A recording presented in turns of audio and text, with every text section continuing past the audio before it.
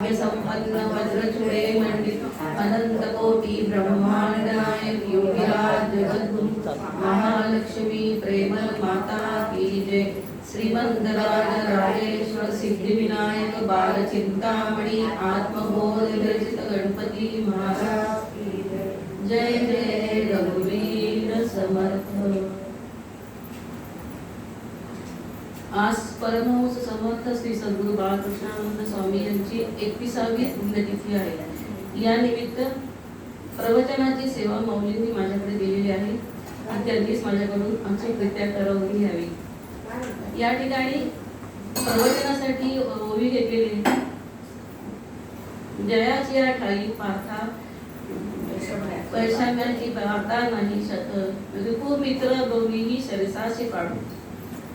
या ठिकाणी संस्कृत एक श्लोक आहे, समहा शत्रुच मित्रेच तथा मानाक मानयो शीतोष्ण सुख दुःखेषु समहा संग विवर्जितः।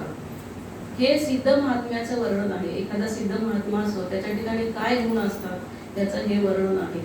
तर समहा शत्रू मित्रेच, शत्रू आणि मित्र, मान आणि अपमान, सुख आणि दुःख, हे जे प्रत्येक माणसाला जे असतात ते ह्या महात्म्याच्या ठिकाणी त्याची बुद्धी ही या ठिकाणी सम असते। आणि काय असतं तर त्याच्या अंतर्बाह्य हा निर्विषय असतो, त्याच्या अंतर्बाह्यमध्ये कुठलाच विषय नसतो। आता या ठिकाणी ह्या ओवीचं विश्लेषण करताना मौलींनी काही दृष्टांत दिलेले आहेत की हा महात्मा कसा असतो। ह्या दृष्टांतानुसार आपल्याला कसं वर्णन करता येईल। आपण एखाद्या खोलीमध्ये समजा अंधारी खोली आहे आणि त्याच्यामध्ये एखादा दिवा लावलेला आहे, तर दिवा तो असं म्हणत नाही की माझ्याच खोलीमध्ये मी फक्त प्रकाश पाडीन आणि शेजारी अंधार करेल। तसं त्याची सर्वत्र सम त्याची वृत्ती असते की कोणी समोर येऊ दे त्याच्याशी तो सम असतो। तसंच दुसरं उदाहरण असं दिलेलं आहे मौलींनी की एखादं झाड लावलं आणि त्या झाडाला ज्यांनी लावलं त्यांनी मोठं केलं, पण एखादा दुसरा येऊन त्याला काय करतो त्याची फांद्या तोडतो। पण वृक्ष असं म्हणत नाही की मी जो कोणी मला लावलं, ज्यांनी मला वाढवलं त्यालाच मी सावली देईन आणि बाकीच्यांना सावली देणार नाही, असं वृक्षाच्या ठिकाणी भेद नसतो। तसंच अजून एक उदाहरण मौलींनी दिलेलं आहे की एक माळी आहे, माळ्यांनी काय केलंय ऊसाचं एक संपूर्ण शेत लावलेलं आहे। तर ते शेतामधले जो ऊस कापल्यानंतर तो ज्यांनी लावलं त्याला असं म्हणत नाही की मी यालाच मी गोड लागेल आणि बाकीच्यांना मी जो मला चरख्यामध्ये किंवा ह्याच्यात घालतो त्याला मी कडू त्याचं रस देईन।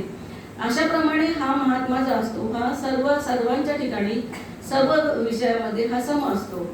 आता या महात्म्याचं वर्णन दुसऱ्या अध्यायामध्ये मौली याला स्थितप्रज्ञ असे म्हणतात। हा महात्मा असतो कसा तर हा महात्मा हा आपण म्हणजे या निशा सर्व भूताना तस्यां जागृती संयती यस्यां जागृती भूतानी सा निशा पश्यतो मुनेः। म्हणजे सामान्य मनुष्य हा जो असतो हा इंद्रियांच्या सर्व विषयामध्ये तल्लीन असतो, म्हणजे सर्व आपल्या इंद्रियांना जे जे विषय लागतात त्यामध्ये तो मशगूल असतो। पण महात्मा कसा असतो तो आत्मसुखाच्या आनंदामध्ये एकरूप झालेला असतो आणि ज्या ठिकाणी तो एकरूप असतो तिथं सामान्य मनुष्य झोपलेला असतो। म्हणजे सिद्ध महात्म्याचं वर्णन हा सिद्ध कसा होतो तर ह्या विषयांमध्ये कधीच नसतो, हा त्याच्या आत्मसुखामध्ये पोहोचलेला असतो। दुसरं उदाहरण असं असतं की आपण सर्वजण माणसं दिसताना महात्मा आणि आपण दिसताना सामान्य दिसतो, पण तो मनुष्य सामान्य नसतो। आपल्या बरोबर बसून तो भोजन करतो, पण तो भोजन भोगासाठी करत नाही, तो फक्त आपल्या प्राणाच्या रक्षणाकरता भोजन करतो। आणि आपण काय करतो पोट भरण्यासाठी आणि भोग भोगण्यासाठी भोजन करतो। त्यांच्यामध्ये आणि आपल्यामध्ये खूप जमीन आसमानाचा फरक असतो। आपल्या माणसांमध्ये मान अपमान आपण त्यामध्ये जागृत असतात आपले। जरा कोणी आपला अपमान केला की आपल्याला क्रोध येतो, पण ते त्याच्याकडे प्रत्येक गोष्टीकडे साक्षीभूत होऊन पाहत असतात। असं या महात्म्याचं महत्व असतं की हा महात्मा हा सगळ्यांच्या पेक्षाही वेगळा असतो। मग यांनी ह्याचं काय असतं तर हा यांची जी अवस्था असते ही जितेंद्रिय अवस्था असते। सर्व इंद्रिय त्यांच्या ताब्यात असतात आणि सर्व इंद्रिय ताब्यात असल्यामुळे सर्व पंचमहाभूतही यांच्या ताब्यात असतात।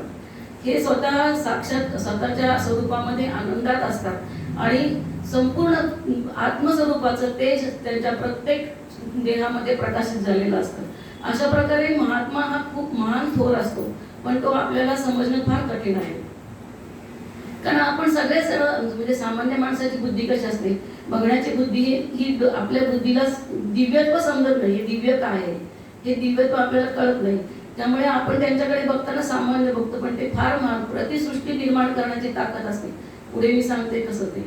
तर अशा प्रकारे आता आपण जी ज्ञानेश्वरीचा अभ्यास करतो, ही ज्ञानेश्वरी ग्रंथ हा तत्वज्ञानाचा ग्रंथ आहे.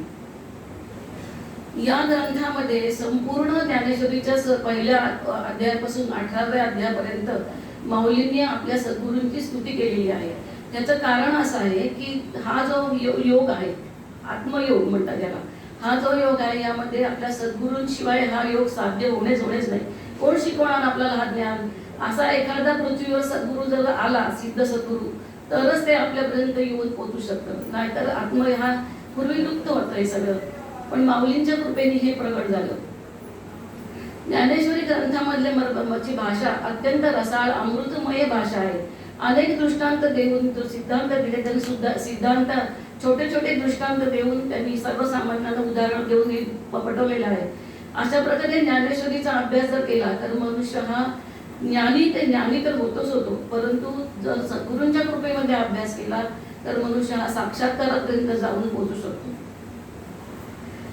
या एक ग्रंथ जर अभ्यास केला आपण ज्ञानेश्वरीचा तर बुद्धी परिपूर्ण होते आपली. आपण त्याच्यानंतर जेव्हा ज्ञानेश्वरी आणि गीता हे दोन जे ग्रंथ आहेत ते हे संपूर्ण अध्यात्माचे मूळ ग्रंथ आहेत. या ग्रंथांचा जर आपण अभ्यास केला तर आपण ज्ञानी होतो. आणि दुसरे कुठलेही ग्रंथ आपण जर चालले त्याच्यानंतर तर आपल्याला लक्षात येतं की याच ग्रंथाची सगळी प्रतिकृती आहे. आणि प्रत्येक संतांनी प्रत्येकाने या ग्रंथाचा अभ्यास करूनच पुढे आपापल्या ग्रंथ सगळ्यांनी ज्ञानेश्वरीचा अभ्यास केला. संत जे होऊन गेले त्यांनी मूळ ग्रंथ ज्ञानेश्वरीच आपल्या हाताशी दिले. गीतेचं पण तसंच आहे. अनेक गीतेचे वेगवेगळे आहे गीता, पण मूळ तत्व हे एकच आहे. म्हणून अभ्यास करताना ज्ञानेश्वरी आणि भगवद्गीता हे दोन ग्रंथ माऊलींनी पण हाताशी धरले आणि बाळकृष्णानंदांनी याच दोन ग्रंथाचा हाताशी धरून प्रचार प्रसार केला. अशा प्रकारे ज्ञानेश्वरी ही अत्यंत सुंदर अमृतमय त्याची भाषा आहे. आपण जर पाहिलं तर ज्ञानेश्वरांचं जेव्हा ज्ञानेश्वरी हे काय की ज्यावेळेला सगळीकडे ज्यावेळेला ज्ञानाचा अंधकार असतो. आता खरं किती लोकांना माहिती आहे की आत्मा हाच ईश्वर आहे. हे जर माहीतच नाही तर लोक काय करतात, सगळीकडे फिरतात देवाला शोधायला. इकडे शोध, तिकडे शोध, तिकडे शोध, कुठे देव आहे ह्याचं नक्की आपल्याला कळतच नाही. तो जवळ आहे पण समजत नाही. त्याच्यासाठी सिद्ध सद्गुरूंचीच आवश्यकता असते, तोपर्यंत कळत नाही. तुम्ही मंदिरात एखाद्या सिद्ध सद्गुरूंच्या गेला तर ते कुठे आपल्याशी बोलतात. म्हणून बोलणारे, प्रत्यक्ष दाखवणारे सद्गुरू आपल्याला असणं आवश्यक आहे. आता ज्यावेळेला माऊली म्हणजे ज्यावेळेला धर्मांमध्ये म्हणजे आपल्याला माहिती आहे की कर्मठ लोक होती, ते जेव्हा जन्माला आले त्यावेळेला सगळीकडे धर्माचा अज्ञान अंधकार पसरलेला होता. सगळीकडे कर्मठपणा, कर्मालाच ईश्वर समजून लोक तेच करत होते. आणि त्याच्यामध्ये काय झालं होतं, जातीभेद निर्माण झाले, विषमता निर्माण झाली. अशा प्रकारे भेदाभेद जास्त वाढले आणि मनुष्य दुःखी झाला. याच गोष्टीचा चटका माऊलींना बसला आणि त्याच त्यांच्या त्रासातून किंवा कारुण्यातून ही ज्ञानेश्वरी प्रगट झाली. सुरुवातीला जेव्हा ही जी हा जो आहे म्हणजे नाथांपासून हा सनातन हा योग आहे. पण हा जो योग आहे तो त्यावेळेला एक गुरु एक शिष्य इथपर्यंतच तो राखीव होता. तो पुढे लोकांना माहीत नव्हता. तर माऊलींनी जर ज्ञानेश्वरी प्रगट केली नसती तर आपल्यापर्यंत हे आत्मज्ञान येऊन पोहोचलंच नसतं. अशा प्रकारे माऊलींची आपल्यावर खूप मोठी कृपा आहे. ज्ञानेश्वरांच्या काळामध्ये अनेक संत होऊन गेले. त्यांच्या प्रभावळीमध्ये जे लोक आले ते लोक सिद्ध झाले, ते संत झाले, साक्षात्कारी झाले. पण मग पुढे काय झालं, पुढे पुन्हा कित्येक काळ मध्ये गेला की हे कोणीच म्हणजे पुढे हे ज्ञान प्रगट झालंच नाही, म्हणजे लुप्त झालं. कारण विषय खूप वाढले. इंद्रियांचे विषय वाढल्यानंतर हे ज्ञानाला पाहिजे असणारी माणसंच नाही, त्यामुळे ते लुप्त झालं. परंतु आताही ते कलियुगामध्ये असा काळ आहे की मनुष्य हा मानवता धर्म न मानता देवळांमध्ये गर्दी करतो ईश्वराला शोधायला. मला ईश्वर पाहिजे, मला त्याचं दर्शन हवे, ते भेटल्यावरच मला काहीतरी प्राप्त होतं किंवा समाधान मिळतं. पण असं नाही. ज्या ठिकाणी सिद्ध सद्गुरू आहेत त्या ठिकाणी आत्मज्ञानाचं कार्य चालतं. त्या ठिकाणी गेल्यावर तुम्हाला तुमची ओळख कळते, तुम्ही कोण आहात, कशासाठी जन्माला आला आहात. आणि पुढे तुम्हाला कुठे जायचे आहे, म्हणजे अचूक मार्ग पाहिजे असेल तर सद्गुरूंचे आता आपण खूप भाग्यवान आहोत की ज्या ठिकाणी बाळकृष्णानंद स्वामींसारखे सिद्ध सद्गुरू होऊन गेले. यांची परंपरा तर इतकी मोठी आहे की त्यांच्या घरात सहा सिद्ध पुरुष आहेत की ज्यांनी जिवंत समाधी घेतलेली आहे आणि गुरुजी 7वे आणि माताजी 8व्या. हे सिद्ध सद्गुरू आहेत आपल्या आपल्या ह्याच्यामध्ये. आपण खूप भाग्यवान आहोत की यावं यांचे चरण सापडणं सुद्धा दिसणं सुद्धा खूप पुण्याचं अति पुण्य साठलं तर अशा सद्गुरूंचे चरण दिसतात. त्याचं उदाहरण मी पुढे सांगेन. अशा प्रकारे त्याच्यानंतर बराच काळ गेला की ज्या काळामध्ये आपल्याला ज्ञानच नाही ईश्वर कुठे आहे. ईश्वर तुमच्या जवळ आहे पण तुम्हाला असं माहीत नाही की तो तुमच्या ठिकाणी. म्हणून भारतामध्ये मानवता धर्माला जास्त महत्व आहे. त्याचं कारण तेच आहे की प्रत्येक माणसामध्ये प्रत्येक चराचरामध्ये ईश्वर आहे. पण तो ईश्वर आहे सांगण्यासाठी सद्गुरूंशिवाय दुसरं कोणी शिकवत नाही. त्यामुळे गुरूंची पूजा, सद्गुरूंची पूजा किंवा धर्मामध्ये मूळ प्रतिष्ठान सद्गुरू हे जे हिंदू धर्मामध्ये आहे त्याचं कारण हे आहे की हे धर्माचे अधिष्ठान असते मुख्य. त्याच्याशिवाय हे पुढे आपल्याला समजतच नाही. तसं त्यानंतर मधला काळ बराच गेला की ज्या काळामध्ये हा आत्मधर्म लोप पावला आणि लोक शोधतायत कुठे परमेश्वर आहे, कुठे परमेश्वर आहे. जिकडे तिकडे धर्मामध्ये भेदाभेद आहेत, भांडणं आहेत. आमचाच धर्म श्रेष्ठ, तुमचा धर्म श्रेष्ठ, आमच्या धर्मातली तत्व मोठी आहेत, आम्ही श्रेष्ठ आहोत. एकमेकांवर धर्मांची भांडणं चालू आहेत. सगळीकडे अनेक गुरु आहेत जे गुरु पूर्ण ज्ञान शिकवत नाहीत, अर्धवट काहीतरी शिकवतात आणि भक्तांना अर्धवट सोडून. असे आमचे सद्गुरू सांगायचे की असे जे गुरु असतात ते स्वतःही नरकात जातात आणि भक्तांनाही नरकात घेऊन जातात. असे सद्गुरू क्वचित कुठेतरी मिळतात. म्हणजे एखाद्या वाळवंटामध्ये झरा कसा लागावा. आणि हे खास या लोकांचे अवतार असतात की आता जे इथे कलियुग आहे ते कलियुगामध्ये सगळीकडे अंधकारच आहे, अज्ञान अंधकार आहे. मनुष्याला काही समजत नाही आपण काय करावं, काय कोणत्या मार्गाने जावं. अशाच वेळी या शक्ती हे अवतार कार्य घेत असतात आणि धर्मामधला भेद नाहीसा करून आत्मज्ञानाचं ज्ञान सगळीकडे पसरत असतात, म्हणजे शिकवत असतात. अशा प्रकारे या मधल्या काळामध्ये सुद्धा अशीच खूप सगळीकडे अज्ञान अंधकार असताना एक क्षितिजावर एक सूर्य उगवला. तो म्हणजे आमचे बाळकृष्णानंद स्वामी. ज्यांनी अज्ञान अंधकार नाहीसा करण्यासाठी स्वतः ते सिद्ध तर झाले पण ज्ञानेश्वरीच्या माध्यमामधून प्रत्येकाच्या म्हणजे त्यांना त्यांच्या सानिध्यात जे भक्त आले त्या भक्तांना त्यांनी हे ज्ञान शिकवलं की ज्ञानेश्वरीची ओवी वाचावी कशी, ज्ञानेश्वरीच्या अंतरंगातली अनुभूती घ्यावी कशी, त्याचं प्रत्येकाला ज्ञान त्यांनी स्वतः प्रत्यक्ष दाखवलं कसं करायचं. ते स्वतःच आपल्या त्यांचे सद्गुरूच त्यांचे गुरु होते. त्यांनी त्यांच्या पाशी बसून आत्मसाक्षात्कार ब्रह्मसाक्षात्कार घेतला आणि पुढे त्यांनी प्रचार प्रसाराचं कार्य केलं. प्रचार प्रसार करताना पण ते म्हणजे त्यांनी स्वतः त्याचा खूप डीप अभ्यास केला की हे काय आहे, भक्तीमध्ये काय असतं, म्हणजे काय झालं म्हणजे काय होतं. म्हणजे त्यांच्या स्वानुभवातून त्यांनी एक 6व्या अध्यायावरून एक अभ्यास प्रगट म्हणजे केला आणि त्यांनी सांगितलं की आत्मा हा काही कुठे असा गठ्ठा नाहीये किंवा वस्तू नाहीये, तर आत्मा ही शक्ती आहे. ही शक्ती आहे, ही तुमच्या देहामध्ये, त्यालाच आपण कुंडलिनी शक्ती म्हणतो. ही कुंडलिनी शक्ती जी आहे ती प्रत्येकाच्या देहामध्ये आहे. तर ती देहामध्ये काय कार्य करते, कशी करते आणि त्याचं ज्ञान त्याच्यावर त्यांना त्यांनी इतकं सुंदर प्रबंध लिहिला की मोठ्या लोकांना आश्चर्य वाटलं की इतके ज्ञानी आहेत इतके. पण त्यांनी ते त्यांच्या साक्षात्काराच्या अभ्यासातून लिहिलं की ते आपल्या सामान्य बुद्धीला हाताळून सुद्धा होणार नाही. इतके ते मोठे विद्वान आणि साक्षात्कारी असं डबल होतं त्यांचं. आणि त्या अखंड ते म्हणजे शेवटच्या श्वासापर्यंत त्यांच्या गुरूंनी म्हणजे त्यांनी सांगितलं होतं की हेच तू कर. अनेक लोकांनी अनेक ग्रंथ लिहिले आहेत पण तू ते ग्रंथ लिहिण्याच्या भानगडीत पडू नको, लोकांना साक्षर कर. अशा तळमळीने त्यांनी जी शेवटच्या श्वासापर्यंत आपल्या ज्ञानेश्वरीच्या माध्यमातून आत्मधर्माचा आत्मज्ञानाचा प्रसार केला. आता त्याच्या पुढे त्यांची तळमळ होती की आता त्यांना खूप थोडं आयुष्य लाभलं, त्यामुळे खूपच आयुष्य होतं. त्यांचा अवतार काय अर्थात कदाचित प्रत्येक हा जो अवतार असतो पण त्याचा स्वतःचं कार्य करतो. मूळ प्रेरणी केली आणि पुढे ते स्वतःचा अवतार, कारण त्यांना ते माहीत होतं की जाणार आहे. गेल्यानंतर ते गेले आणि त्याच्यानंतर आता सकाळी 6:30 वाजता त्यांचं निर्माण झालं आणि 11 वाजता भक्ताला एका संदेश येतोय. हे किती आश्चर्याची गोष्ट आहे. ही सत्य परिस्थिती आहे आणि हे जागृत स्थान आहे की आता हे जे कार्य आहे हे जे आहे ते पुढे त्यांना त्यांचीच संकल्प होता की हे कार्य पुढे चालले पाहिजे. असं असताना एका भक्ताच्या तर्फे त्यांनी संदेश दिला की हे कार्य तुम्ही अखंड चालू ठेवा, माझ्या अशी आहे.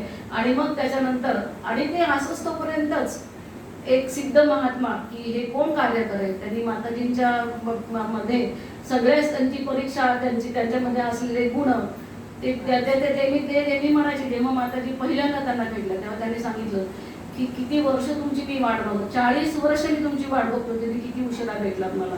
म्हणजे त्यांनी ते जेव्हा त्या भेटल्या त्यांनी ते कसं असतं, वरूनच त्याची हे असते, म्हणजे रचनाच ती अशी असते की अवतार कार्य एक झाले की त्याच्या पाठोपाठ दुसरा आलाच. अशा प्रकारे त्यांनी यांच्यावर माताजींवर कार्य सोपवलं की नाही हे आत्मज्ञानाचं कार्य. म्हणजे काही नव्हतं, ज्या वेळेला सुरुवात झाली त्यावेळेला काहीच नव्हतं. काही नव्हतं म्हणजे त्याही कुठल्या तरी मंदिरामध्ये प्रवचन प्रसाद करायच्या, पण हे गुरूंचा संकल्प होता की नाही या कार्य, हे जे आत्मज्ञानाचं कार्य, कारण हे जगात कुठे नाही हो, हे असं म्हणजे सगळीकडे जिकडे तिकडे नुसतंच हे सांगतात की काय देव कुठे, हे कोणी सांगत नाही. तुम्हाला ज्ञान प्रत्यक्ष काय आहे हे कोणी सांगत नाही. त्यामुळे त्यांची ती तळमळ होती की त्यांचा संकल्प होता की या संकल्पातून हे कार्य उभे राहावं आणि हे अनेक लोकांना, म्हणजे माऊलींचं जे होतं ना की सर्वेपी सुख, सर्वांना सुख प्राप्त व्हावं, आत्मज्ञान सगळ्यांना मिळावं, सगळे सुखी व्हावे. पूर्ण ज्ञान नाही मिळालं तर तुम्हाला त्याची थोडीशी जरी जे नवीन अनुग्रहित लोक असतात ना, जेव्हा ते ध्यान साधना करायला लागतात, माऊलींच्या कृपेमध्ये जेव्हा ध्यान साधना करतात तेव्हा ते छोटासा जरी अनुभव आला ना तरी मनुष्य इतका सुखी होतो की मनुष्य सगळा फेकून देतो. तर म्हणते हे काय, हे आता आयुष्यभर हेच केलं आहे म्हणून, आता आपल्याला याच्यामध्ये हे पाहिजे आहे असं जेव्हा करतात तेव्हा हे नवीन भक्तांना सुद्धा इतके सुंदर अनुभव येतात. त्यामुळे हे कार्य जे आहे हे ईश्वरीय कार्य आहे, हे सामान्य लेवलचं कार्यच नाही. आणि अनेकांना सुख देणं, अनेकांना जागृत करणं, मानवता धर्माची स्थापना करणं, हे खूप मोठं कार्य या विश्वयोगामध्ये चालू आहे आणि हे अखंड चालू राहणार आहे, कारण हे मानवी बुद्धीतलं कार्यच नाहीये. तर ज्यावेळेला माताजींना त्यांनी सोपवलं कार्य की बाबा त्यांनी आधी, मला माहीत आहे की मी त्यांच्या बरोबर असल्यामुळे गुरुजी ज्या वेळेला होते त्यावेळेस त्या पूर्ण साक्षात्कारी होतात आणि त्यांची जी प्रेमलगीते आहे, प्रेमलगीत म्हणजे त्यांना ती पदावाणीतनं प्रकट झालेली आहे. ती जी गीता आहे त्याच्या गीतामध्ये तुम्ही ध्यानाला बसल्यानंतर तुमच्या देहावरती येणाऱ्या पहिल्या अवस्थेपासून साक्षात्कारापर्यंतच्या अवस्थाचं वर्णन त्याच्यामध्ये आहे. म्हणजे त्यांचा तो आरसा आहे की कोणी म्हणेल की नाही, पण त्या किती सिद्ध. अर्थात त्यांच्या म्हणायची गरजच नाहीये, त्यांच्यापाशी गेला, त्यांचे प्रवचन तुम्ही जेव्हा ऐकता ना तेव्हा तुमच्या लक्षात, मी तर या सगळ्यांना सांगितलं की 3 असताना तुम्ही माताजींच्या प्रवचनाला 1 दिवस तर इथं या, कारण तुम्हाला समजतं की तुम्ही जे प्रश्न काही घेऊन समोर बसाल त्या प्रश्नाची उत्तर तुम्हाला इथे मिळतील. तुमच्या ज्या शंका असतील त्या शंका विचारायची पण गरज नाही, त्यांच्या प्रवचनातून तुमच्या शंका पेटतील. सिद्ध महात्म्याचं असं कळत नाही आपल्याला की हे आहेत, पण त्यांच्या वाणीतून, त्यांच्या दर्शनातून, त्यांच्या स्पर्शातून तुम्हाला कळून येईल की हे काहीतरी वेगळं आहे, समाधान आहे ह्या ठिकाणी, हे वेगळं समाधान आहे. अशा प्रकारे हे कार्य हळूहळू माताजींकडे आले. तर माताजींनी सुद्धा संपूर्ण त्यांच्या आयुष्यामध्ये त्यांची कसोटीच लागली, म्हणजे काही साधं गोष्ट नाही. म्हणजे आपण जे म्हणतो ना की शत्रु मित्र तथा मानयो शीतोष्ण सुख दुःखेषु तथा संग विवर्जिता, ही जी ओवी आहे ही त्यांना पण तिथे अशी लागू पडते. कारण ज्या वेळेला कार्य त्यांच्याकडे आलं, अनेक संत आपण पाहू पुढे, पण आपण ज्यावेळेला त्यांच्या माताजींकडे हे जेव्हा कार्य आलं त्या कार्याला सुरुवातीपासूनच लोक कसे असतात, ज्यांना त्याचा अधिकार कळत नाही, सामान्य बुद्धी असते, तर तेव्हा सद्गुरूंचा संकल्प होता, परंतु लोकांचं म्हणणं होतं की आता हे काय करायचे, जे गेले त्यांच्या बरोबरच गेलं. परंतु महात्म्याचा संकल्प कधी खोटा ठरत नसतो. त्यामुळे ते कार्य पुढे त्यांच्यातर्फे सुरू झालं. ज्या दिवशी ते गेले त्याच्यानंतर बरोबर त्याच्यानंतर 1 तारखेनंतर त्यांचं कार्यक्रम सुरू झाला आणि त्यांची प्रवचनं सुरू झाली. तर सद्गुरूंचं प्रवचन आणि माताजींचं प्रवचन हे इतके साम्य दोघांचं की जसं काही सद्गुरूच त्यांच्या मुखातून बोलतायत, इतकं साम्य. म्हणजे हे जे कार्य आहे हे अखंड असं चालू राहिलं. पुढे आम्हाला तिथं कुठेही म्हणजे त्या मंदिरात राहकर मंदिरामध्ये प्रवचनं चालायची. तर राहकर मंदिरामध्ये पुढे असा प्रश्न आला की आपल्याला गुरूंची तर इच्छा आहे कुठेतरी जागा घेऊया, म्हणून असं म्हणत तोपर्यंत ही जागा त्यांना मिळाली आणि ह्या जागेमध्ये ते सत्ता प्रत्यक्ष येऊन एकदा इथे येऊन गेलेले. म्हणजे पूर्व ज्यावेळेला बांधकाम सुरू होतं त्यावेळेला त्या ठिकाणी सद्गुरूंचं या ठिकाणी पावलं लागलेली आहेत बाळकृष्णानंद स्वामींची. आणि त्यांनी त्यांना त्यावेळेस सांगितलं की इथे कोण राहतं बरं, इथे ज्ञानश शक्तीचा वास आहे. अहो ज्ञानेश्वर, बाळकृष्णानंद आणि परिमल माते या तिन्ही शक्ती एकरूप आहेत. त्यात बाळकृष्णानंद म्हणजेच ज्ञानेश्वर म्हणजेच बाळकृष्णानंद, बाळकृष्णानंद म्हणजेच परिमल माताजी. इतकं ते तिन्ही सिद्ध पुरुषांचं हे स्थान आहे. पुढे मग हा आश्रम स्थापन केला. तर आश्रमाला आपले जे कुणी जुने साधक होते त्या साधकांनी सगळ्यांनी, काही नव्हतं आमच्याकडे, काही म्हणजे काहीच नव्हतं, तर सगळ्यांनी उभारी धरली की नाही गुरूंचं कार्य आहे ना, सगळ्यांनी आपापल्या परीने सहाय्य केलं. सहाय्य करून हे उभं केलं. पुढे माताजींना पण इतक्या प्रचंड अडचणी सुख यामध्ये सुद्धा त्यांची कशी कसोटी लागली ते सांगते. तर आश्रम स्थापन केला, सगळं झालं. हळूहळू आश्रमाचे पैसे सुद्धा हप्त्याने दिले. सगळ्यांनी मिळून एकत्र येऊन त्यांनी ते हळूहळू ते सर्व कार्य केलं. पुढे काय झालं, समाधी स्थापनाची वेळ आली. तर त्यावेळेला पण लोकांनी त्याला विरोध केला. विरोध म्हणजे कसा की त्याच्यातही असं असतं की सगळ्या अधिकार कळत नसतो. त्यांच्या जवळ अगदी जर असेल किंवा त्याचा अभ्यास केला तर आपल्याला समजतं की ही व्यक्ती किती महान आहे. तर त्याच्यातही प्रॉब्लेम आला की पुन्हा समाधी स्थापन करायची, मग काय जाऊ दे. पण त्याच्यानंतर लोक शहाणे झाले की बाबा नाही, आता ह्या समाधी हेच योग्य आहे जे आहे ते. पुढे व्यासपीठाची स्थापना झाली. व्यासपीठाची स्थापना झाल्यावरही लोकांनी प्रॉब्लेम निर्माण केला. आमची मुलं याच व्यासपीठावर बसणार म्हणजे ही व्यक्ती. पण ह्याच्या पाठीमागे एक असतं की सद्गुरूंनी त्यांची कसोटी पाहिली की ह्या किती म्हणजे त्याच्यामध्ये सगळ्यामध्ये दबून जातात. त्या सिद्धच होत्या, त्या साक्षीभूतून सगळ्या गोष्टीकडे पाहत होत्या की हे लोक अज्ञानी. जे लोक त्यांच्या विरोधामध्ये आले ते पुढे शरण आले. पुढे त्यांनी त्यांच्या चरणाशी त्यांनाही हे केलं की क्षमा केली की नाही जाऊ दे. कारण महात्मा फार मोठा असतो, त्याच्या अंगी हे सगळेच गुण असतात. सगळ्यांना क्षमा करणे, त्यांना पुन्हा आपल्या पोटीमध्ये घेणे आणि त्यांना पुढचा मार्ग दाखवणे, असं हे अज्ञानी लोक असतात. पुढे तर अजून त्यांची पोटी कसोटी आली. त्याच्यानंतर बाळकृष्णानंद स्वामींच्या नंतर त्यांनी नोकरी सोडली की आता मला हे कार्य करायचे म्हणल्यानंतर मोकळा वेळ पाहिजे, अखंड मला वाहून घ्यायला पाहिजे, मला व्यासपीठावरती हे सगळं लोकांना शिकवायचे, आता काय करायचं असा प्रश्न आल्याबरोबर असं असताना नोकरी सोडली आणि पुढे त्यांच्या मिस्टरांचं देहावसान झालं. म्हणजे ते गेले म्हणल्यानंतर पुन्हा त्यांच्या पुढे संसार आल्यानंतर एकीकडे हे कार्य, एकीकडे संसार, म्हणजे किती कसोट्यांना त्यांनी तोंड दिलं. पण त्यांनी पुरुषार्थाने हे कार्य अखंड चालू ठेवलं. म्हणजे त्याच्यामध्ये आणि या सगळ्यामध्ये आपल्या चित्त सम ठेवून सगळ्यांना आपल्या बरोबर घेऊन जाणं हे जे आहे हे या प्रकारे की शत्रू मित्र हे सगळेच कसोट्या याच्यामध्ये लागल्या त्यांच्या, की शत्रू मित्र मान अपमान सगळं सहन केलं आणि हे कार्य त्यांनी अखंड चालू ठेवलं. म्हणजे ह्या जे जर माऊलींनी कार्य चालू ठेवलं नसतं तर आपण सगळेजण कुठे गेलो असतो. म्हणजे हे अत्यंत मोठं कार्य आहे आणि अत्यंत शौर्याने आणि अत्यंत पुरुषार्थांनी माऊलींनी हे कार्य चालू ठेवलं. अशा प्रकारे अनेक संत म्हणजे समहा शत्रूच मित्रेच तथा मानापमानयो शीतोष्ण सुख दुःखेषु समहा संग विवर्जिता.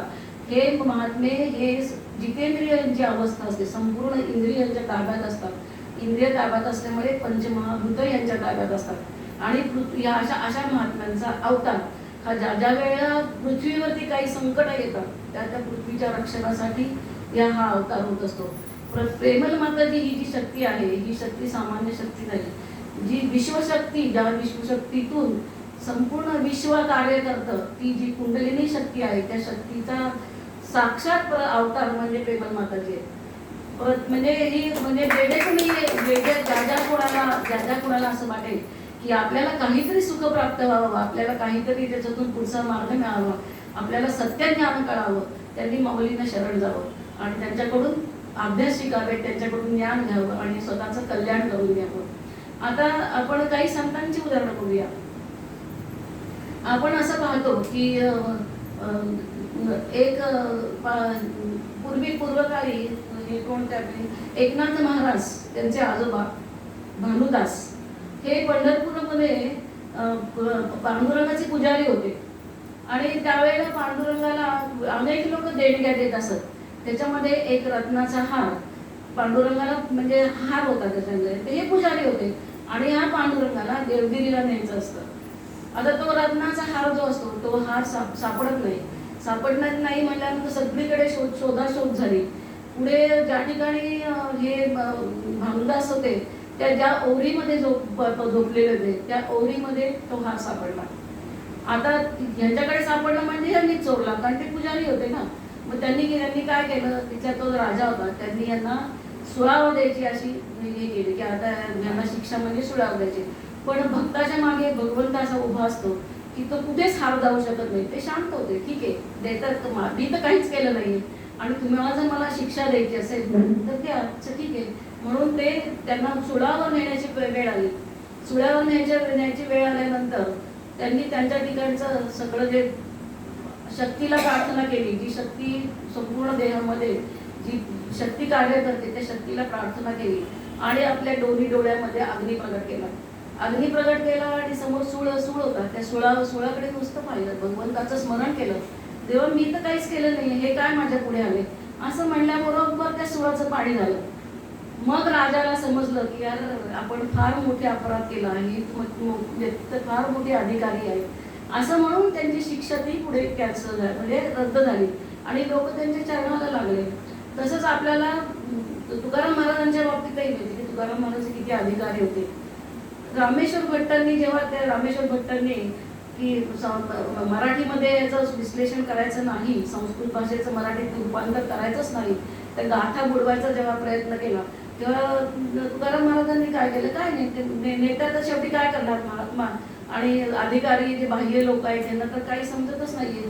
यांना अधिकार परमेश्वरालाही असं असतं की या व्यक्तीचा अधिकार कळावा म्हणून परमेश्वर काहीतरी हे करत असतो. आणि ते तर खूप मोठे विद्वान होते रामेश्वर भट्ट. तुकाराम महाराज त्याच्याही पेक्षा म्हणजे अनुभवाने सिद्ध होते आणि हे फक्त विद्वान होते.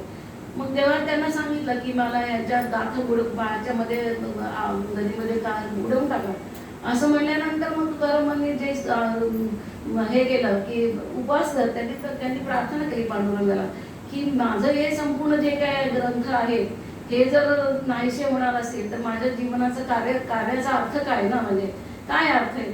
म्हणून मग त्यांनी उपवास केला. त्याबरोबर त्यांच्या पत्नी पण उपवासाला बसल्या, त्यांनी उपवास केला.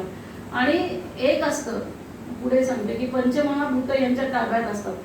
ज्या वेळेला त्यांनी प्रत्येक पंचमहाभूतांच्या उपासना केल्या त्या उपासातून त्यांना सिद्धी प्रकट होते. आणि नुसतं त्यांनी त्या जी नदी ज्या ठिकाणी बुडवत होतं त्या ठिकाणी त्यांनी नुसतं एक सूक्ष्म दृष्टीने पाहिलं की त्या सगळ्या गाथा तरंगत वरती आल्या. म्हणजे यांचा किती मोठा अधिकार असतो, संपूर्ण विश्वावर यांचं प्रभुत्व असतं, म्हणजे ते पंचमहाभूत यांच्या ताब्यात असतात. तसंच अनेक संत होऊन गेले. एकनाथांच्या बाबतीत हे आपल्याला माहित आहे की एकनाथ महाराजांना राग येत नसे, म्हणजे क्रोध काम क्रोध लोभ मद मत्सर हे यांच्या ठिकाणी सर्व शमलेले असतात आणि फक्त दया क्षमा लोकांना ज्ञान देणं, लोकांना साक्षात्कारी करणं हे सगळं कार्य हे संत करत असतात. पण लोकांना त्याचं महत्त्व कळत नाही पटत नाही आणि मग ते खोड्या काढतात त्यांच्या की हे कुठले आलेत मोठे. आणि काही लोक ज्ञानाने मोठे असतात, त्यांना असं वाटत असतं की आमच्यासारखं मोठं कोणी नाही. मग तो जो अहंकार असतो तो अहंकार जाण्यासाठी म्हणून या गोष्टी घडत असतात की आता हे यांचे अधिकार किती मोठे आहेत की तुम्हाला आपल्याला कळावे तसं. तर नाथांना शांती ब्रह्म असं असे लोक म्हणतात की हा शांती ब्रह्म आहे. मग ते जे हे लोक होते तिथले चांडाळ चौकाडी होती, तर त्या लोकांनी असं ठरवलं की हा शांती ब्रह्म म्हणतो का, मग असं याची शांती कशी ढळत नाही ते बघतोच आम्ही. म्हणजे उगाच खोड्या काढायच्या, संतांच्या खोड्या उगाच काढायच्या असं हे त्यांचं नाही असतं. तर शांती ब्रह्म म्हणल्यानंतर त्या लोकांनी एकाला एक सांगितलं की एक ब्राह्मण मनुष्य असतो आणि त्याच्या मुलाची मुंज करायची असते तर त्याच्याकडे पैसा नसतो. मग ते सांगतात की असं करा की नाथांना मला तुम्ही राग आणून दाखवा, राग कसा असतो ते. तर तो म्हणतो ठीक आहे म्हणे, मी नाथांना राग आणून दाखवू. म्हणजे हे षडरिपू जे असतात काम क्रोध लोभ मोह मद हे जे असतात यांच्या ठिकाणी हे त्याच्या विरुद्ध त्यांच्या ठिकाणी शांती आलेली असते, पूर्ण शांती असते. मग त्यांच्याकडे ते म्हणतात की ठीक आहे म्हणे, आता यांना क्रोध काय आणून दाखवूया. म्हणून ते त्यांच्या वाड्यावर, तो मनुष्य वाड्यावर जातो आणि त्यांच्या घरामध्ये रोज पंक्ती बसत असतात, जेवणाच्या पंक्ती बसत असतात. तर तो मनुष्य खोडी काय करतो, तो त्यांची जी पत्नी वाढायला येते त्यांच्या पाठीवर जाऊन बसतो. पाठीवर जाऊन बसल्यानंतर नाथ म्हणजे किती शांत बघा, एखादा उठून काठीच मारली असते असं झालं असतं तर. पण ते तसं करत नाही. ते म्हणतात बाळा तुला त्याचं नाव काय त्यांचा मुलगा, तर त्याला सांभाळायची तुला सवय आहे ना, याला नीट सांभाळ बरं का, पाठीवर घेऊन नीट वाढ बरं का, असं म्हणल्याबरोबर तो मनुष्य ओसाळतो आणि मग नाथांच्या पाया पडतो. आणि मग ओक्सा रडी लागतो, रडायला लागतो की अरे मी काय केलं, ते माझं फार चुकलं म्हणे. ते राग तर आलाच नाही, पण ते सांगतात की हरिपंडिताला तुला सांभाळायची सवय आहे ना, मग याला पाठीवर घेऊन नीट सांभाळ बरं का रे, असं म्हणल्याबरोबर तो ओशाळतो त्यांच्या पाया पडतो. मग नाथ त्याला विचारतात की बाबा रे तू का ही खोडी गेलीस, तर तो सांगतो की मला लोकांनी सांगितलं की यांना राग आणून दाखव आणि तुला आम्ही मुंजीसाठी पैसे देतो. असं म्हणल्याबरोबर ते मुंजीसाठी पैसे देतो म्हटल्यानंतर नाथ म्हणाले असं आहे का बाळा, असं आहे का. मग ते खोटे काठी घेतात आणि त्या माणसाच्या पाठीवर, म्हणजे ह्यांच्याकडून नाथ तर स्वतः त्याला दान करतात. ते म्हणतात तुझ्या मुंजीचा खर्च, तुझ्या मुलाचा खर्च मी करतो, परंतु त्या लोकांकडूनही तुला पैसा मिळावा अशी माझी इच्छा आहे. मग खोटे त्याला सांगतात तू पळ पुढे, मी काठी घेऊन तुझ्या मागे येतो. असं करून त्याच्या मागे ते धावतात. मग लोकांना वाटतं बरं का खरंच यांना राग आला. म्हणजे हे संत जे महात्मे असतात तर यांचं इतकं मोठं महत्त्व असतं की त्याच्या आपण कल्पना सुद्धा करू शकत नाही.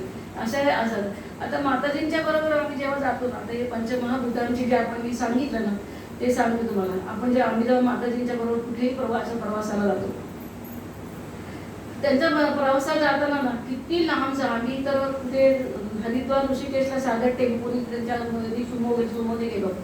पण जसं गेलो म्हणजे अक्षरशः एवढं सुद्धा नाही, उलट असं तेजस्वी होऊन परत आलो आम्ही त्यांच्या बरोबर जाऊ, प्रसन्न होऊन घरी परत आलो.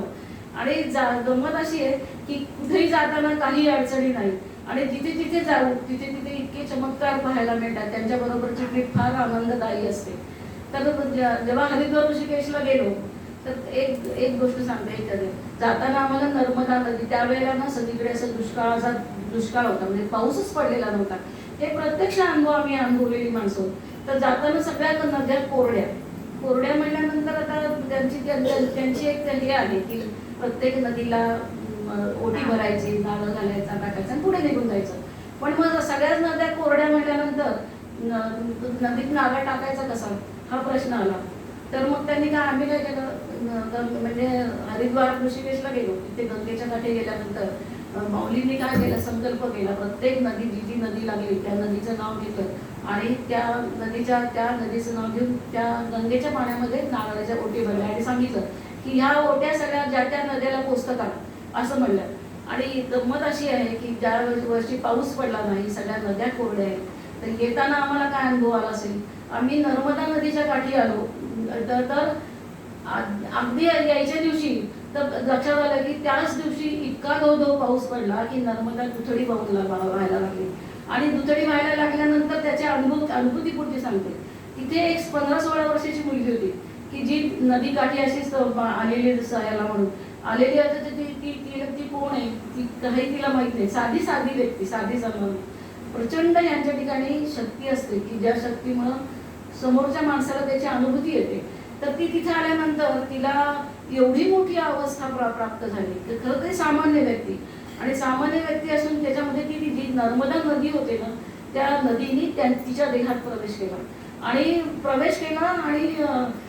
ती माताजींच्या दर्शनाला धावत आली. तिला इतकी अवस्था आली की तिला सहनच नाही झाली आणि यांच्या दर्शनाला आले आणि मग परत म्हणते कशी माहिती का की मी स्वतः, तुम्ही माताजी मला ओळखलं असेल, मी कोण आहे, म्हणजे नर्मदा नदी त्या व्यक्तीच्या रूपाने माताजींच्या दर्शनाला आली.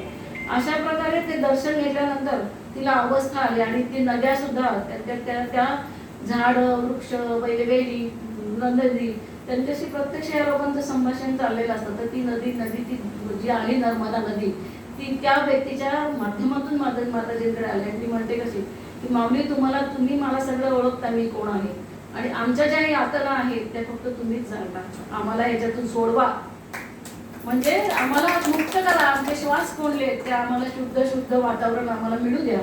अशा प्रकारे अनेक अनुभव त्यांच्या बरोबर असतात.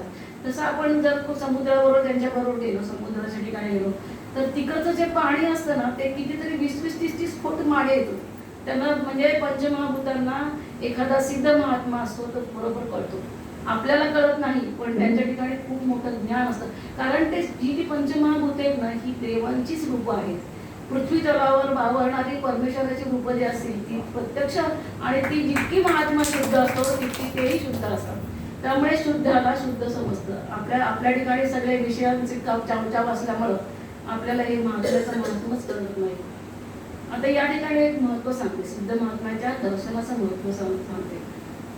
एकदा नारद मुनी असे एक मुली आहे की संत चरण रज लागता सहज वासनेचे बीज पळून मग राम नामे उपजे आवडी सुख कळवडी वाढू लागे.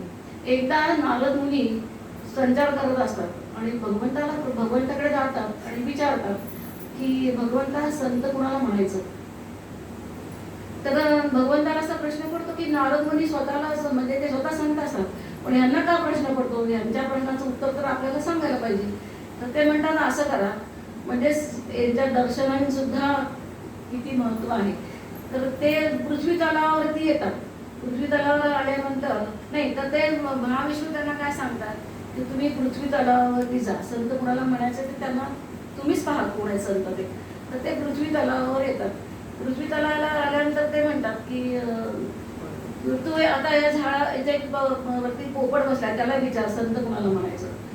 तर तो म्हणतो की तो पोपट तर काही बोलत नाही बिचारा. तो काय करतो, तो खाली येतो आणि सरडा भेटतो, त्या सरड्याला विचारतो. तर सरड्यालाही वाचा नसते. मग तो काय करतो, सरडा झर येतो, त्यांच्या चरणाला स्पर्श करतो आणि आपला प्राण अर्पण करतो त्यांच्या चरणांवरती.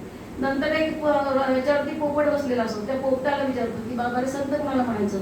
तर तो संत त्यालाही वाचा नाही. वाचा नाही म्हणल्यानंतर तोही पोपट ज्याप्रमाणे यांनी प्राण स्वतःचे अर्पण केले तसं त्याच्या चरणावर येतात आणि आपला प्राण अर्पण करतात. अशा प्रकारे 2-3 प्राणी हे त्यांच्या चरणावर येतात आणि आपला जीव तर अर्पण करतात, म्हणजे त्यांच्या चरणस्पर्शास होतात. मग प्रश्न पडतो की आता ह्याचं उत्तर नाही मिळाली. मग ते परत जातात की देवा मला तर काही ह्याचं उत्तर मिळालं नाही, हे तर काय म्हणे. बोललेही प्राणी मुके ते काहीच बोलू शकले नाही. मग ते सांगतात की आता एक राजवाडा आहे, त्या राजवाड्यामध्ये जा आणि तिथे एक नवीन बालक जन्माला आलेलं आहे, तिथे जा आणि त्या बालकाला विचारा की संत कुणाला म्हणायचं.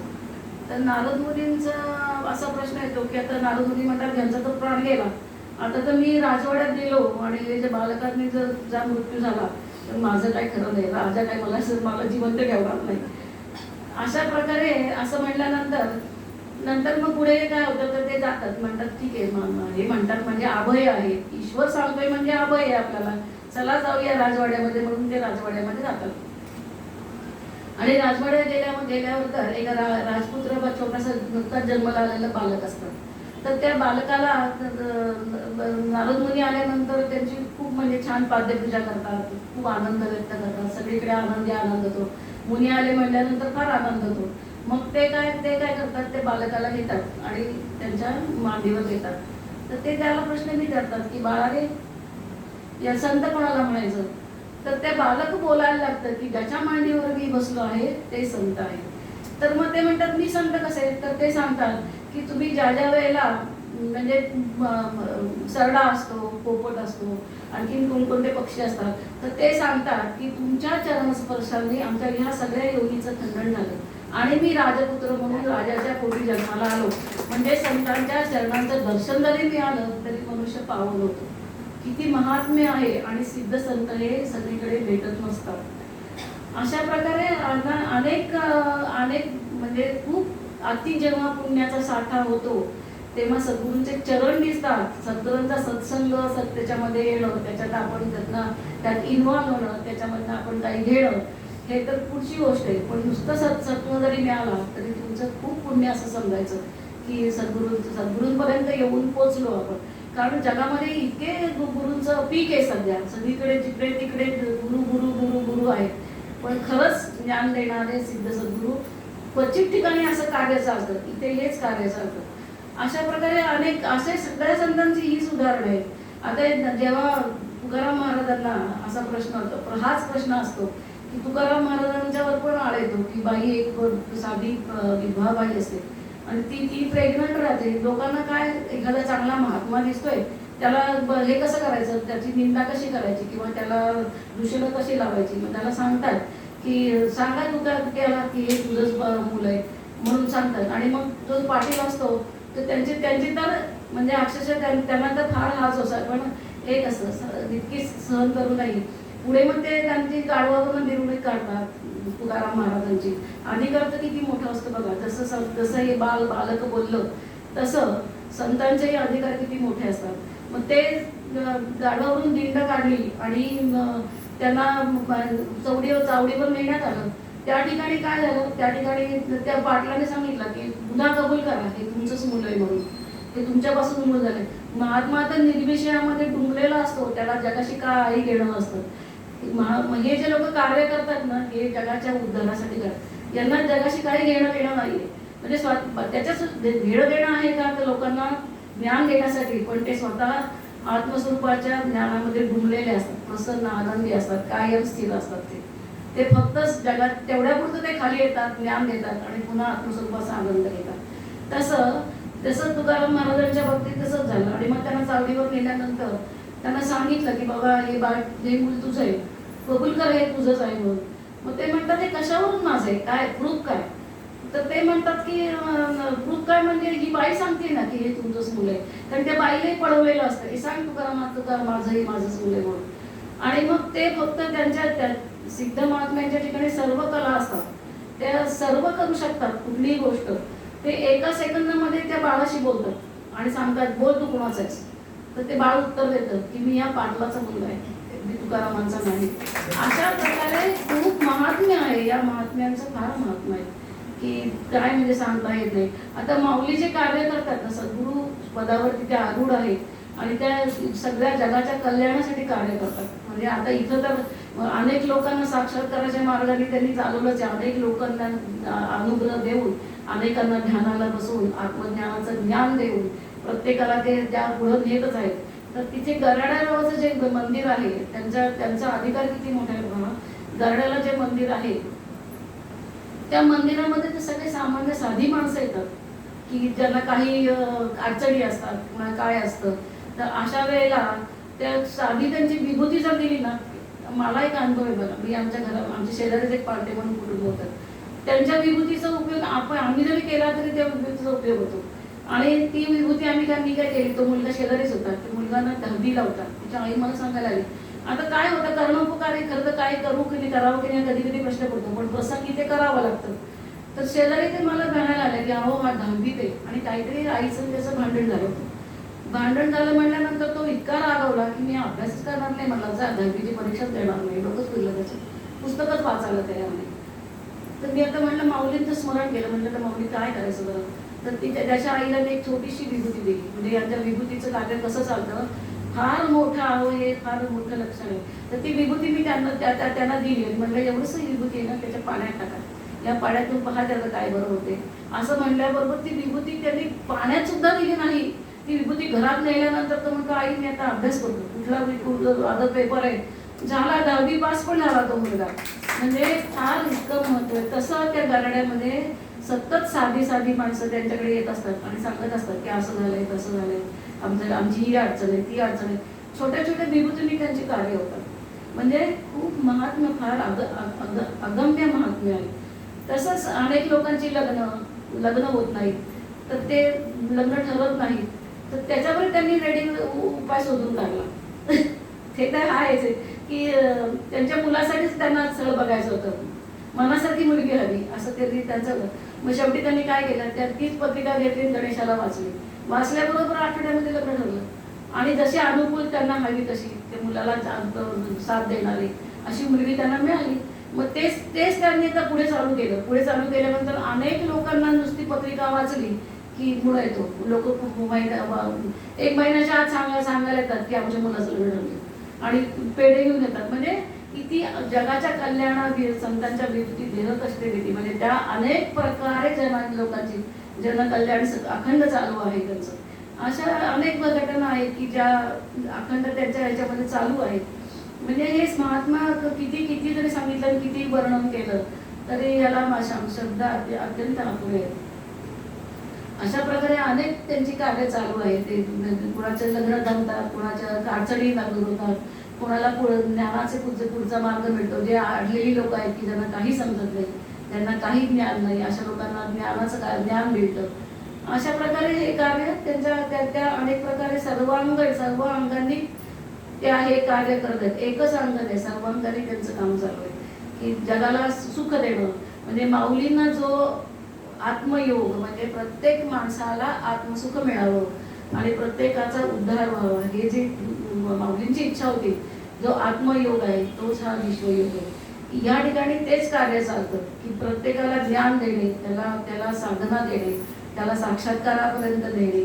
आणि हे जे आहे, हे इथे जे आहे ना, हे तुम्ही अक्षरशः म्हणजे कसं माहिती का, फक्त एकच माऊलींना शरण जायचं आणि संपूर्ण त्यांच्यावर विश्वास टाकायचा की तुम्हाला त्याचे पुढचं सगळं आपोआप येते. म्हणजे अगदी तळापासून शेवटपर्यंत जे आहे हे सगळं तुम्हाला मार्ग या ठिकाणी मिळू शकतो, असं आहे. म्हणजे हा विश्वयोग जो स्थापन केला आहे तो लोकांच्या कल्याणासाठी स्थापन केलेला आहे. असे हे माणसं, हे जे विभूती असतात, यात खूप दिव्य विभूती. आपल्याला असं वाटतं दिसायला आपल्यासारखे दिसतात, आपल्यात वावरतात, पण ते आपल्यासारखे नसतात. हे लोक जितेंद्रिय असतात. सर्व विश्वावर, सर्व पंचभूत महाभूतांवर यांचा अधिकार असतो. इतकं मोठं ज्ञान इथेच कार्य चालतं, आत्मज्ञान चालतं. आणि खूप म्हणजे आहे फार काय म्हणतात ना, कसं माताजींचं सर्व कार्य अखंड चालू आहे. तरी असं आहे की ज्या लोकांना असं वाटतं की नाही आता आपल्याला काहीतरी याच्यातून ध्यानाच्या माध्यमातून मार्ग पाहिजे बाबा, की आपल्याला पुढचं पाहिजे, काहीतरी ज्ञान पाहिजे, किंवा आपल्याला खरंच किती प्रपंच केला तरी तो फाटकाच आहे शेवटी. सगळं फाटकाने नष्ट होणाऱ्या गोष्टी आहेत प्रपंच म्हणजे. आणि हे जे आहे, हे ज्ञान आहे, हे तुम्हाला तारणार आहे, मुक्ती देणारं, या मार्गातून तुम्हाला पुढचा मार्ग मिळणार आहे. अशा प्रकारे सद्गुरूंना सद्गुरू जर प्राप्त झाले आहेत, सद्गुरूंना शरण जा. त्यांच्या सहज ते प्राप्त होत नाही, परंतु काही श्रवणामध्ये आल्यानंतर ज्ञानेश्वरीच्या माध्यमातून त्या ज्ञानेश्वरी शिकवतात. तर ज्ञानेश्वरीतून तुम्हाला समजतं की किती ज्ञानेश्वरी नुसती बरोबर पाहिली ना तर तशी कळायला खूप अवघड आहे, पण गुरुमुखातून जर ती कळली ना, त्याचं देहावरती प्रकटीकरण कसं असतं, किंवा ते आपल्या देहामध्ये षडरिपू कसे आहे, असं जे आहे हे सगळं त्या ज्ञानेश्वरीच्या माध्यमातून तुम्हाला शिकायला मिळतं. म्हणून इथे साधना, इथे सतत या, तुम्हाला ज्ञान मिळेल, ज्ञानातून पुढे तुम्हाला पुढचा मार्ग मिळेल आणि प्रत्येकाला सुख शांती प्राप्त होईल. जितकी माणसं जास्त येतील तितका मानवता धर्म सगळीकडे पसार होईल ना, प्रसार पावेल. की जो मानवता धर्म सध्या लोप पावलेला आहे, जिकडे तिकडे जो तो आपापलंच पुरतं बघतोय. मानवता खरा धर्म काय आहे तर मानवता धर्म आहे की एकमेकांना सुख द्या, एकमेकांच्या आनंदाने मागा, समाजामध्ये शांतता निर्माण व्हावी, आत्मज्ञान प्रत्येकाला मिळावं. ही जी माऊलींची भूमिका जी आहे तेच कार्य हे इथे चालू आहे. आता थोडंसं ज्ञान सांगते की आत्मा ही वस्तू जी काही आहे ती प्रत्येकाच्या देहामध्ये, आपल्याला माहित आहे की आत्मा हा ईश्वर आहे. आता ते माऊलींच्या ज्ञानेश्वरीच्या माध्यमातून आपल्याला हे कळलं की आत्मा हाच ईश्वर आहे. मग ईश्वर आहे तर तो प्रत्येकाच्या देहात आहे ना, प्रत्येकाच्या देहात तो आहेच आहे ना.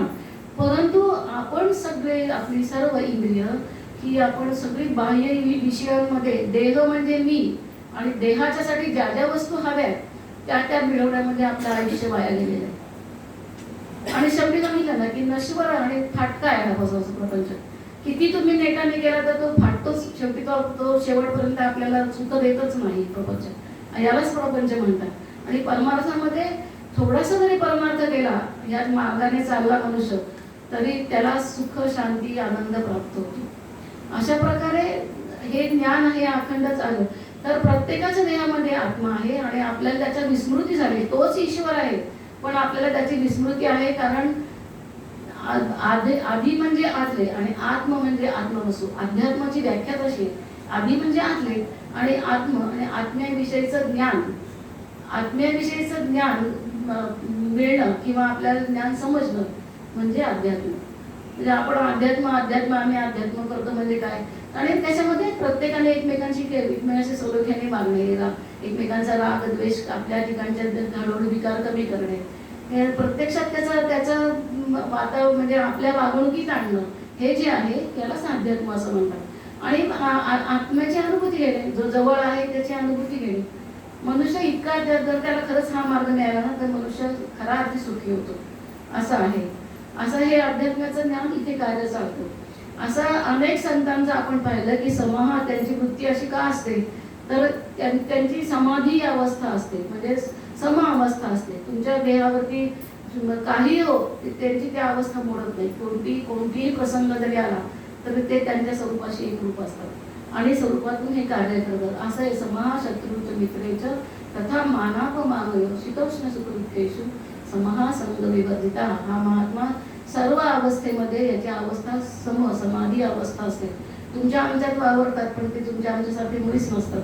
इतके साधे साधे आपल्यामध्ये वावरतात पण ते त्याच्या सगळ्यामधून ते अलिप्त असतात. अशा प्रकारे मला जे काही चार शब्द बोलता आले ते मी बोलले. हे माझं प्रवचन मी समाप्त करते. सद्गुरूंच्या चरणी हे सगळं त्यांचं आहे, माझं काही नाही. त्यांनी दिलेलं ज्ञान आहे की त्यांच्या चरणी मी अर्पण करते.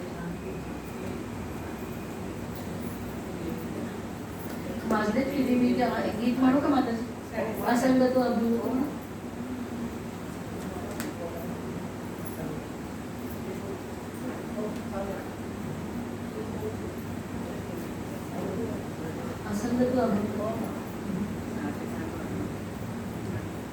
असंग तू अभंग तू. परमेश्वराचं रूप कसं आहे? असंग, तुम्हाला समजत नाही असं रूप आहे, परंतु तो चराचरात भरलेला आहे. कर्तुम अकर्तुम अन्यथा कर्तुम. ती शक्ती सर्वत्र आहे. जी शक्ती तुमच्यात आहे ती विश्वशक्ती रूपाने सर्वत्र वास करते आहे. ती आपल्या देहात पण आहे. त्याचं ज्ञान करून घेणं म्हणजेच अध्यात्म. असंग तू अभंग तू अचिंत्य तू अभेद तू चराचरात व्यापुनी असशी परी अलिप्त तू. असंग तू अभंग तू अचिंत्य तू अभेद तू चराचरात व्यापुनी असशी परी अलिप्त तू. जन्य तू जनक हि तू क्षम्य तू क्षमा हि तू. दिव्य तू अगाध तू सेव्य तू सेवक हि तू. चराचरात व्यापुनी असशी परी अलिप्त तू. असंग तू अभंग तू अचिंत्य तू अभेद तू चराचरात व्यापुनी असशी परी अलिप्त तू. जिंक्य तू अजिंक्य तू अखिल विश्व तू हि तू. गुरु तू भक्त तू संत तू देव तू. चराचरात व्यापुनी असशी परी अलिप्त तू. ज्ञेय तू ज्ञान तू भज्य तू भजन हि तू. गुरु कृपा तू हि तू संत तू देव तू. प्रेमल भक्ती आणि सेवा दोन्हीतही तूची तू. असंग तू अभंग तू अचिंत्य तू अभेद तू चराचरात व्यापुनी असशी परी अलिप्त तू. चराचरात व्यापुनी असशी परी अलिप्त तू. चराचरात व्यापुनी असशी परी अलिप्त तू. म्हणजे आता जे मी महात्म्याचं वर्णन केलं ना, तो सगळ्यांमध्ये असतो पण तो कशातच नसतो. तो त्याच्या स्वरूपामध्ये आनंदामध्ये तो त्याचा मशगुल असतो. तो सामान्यांना फक्त ज्ञान शिकवण्यापुरता तेवढ्यापुरता येतो आणि पुन्हा आपल्या स्वरूपाचा आनंद रममाण होतो. असं हे महात्म्याचं वर्णन आहे. सद्गुरू शरणम.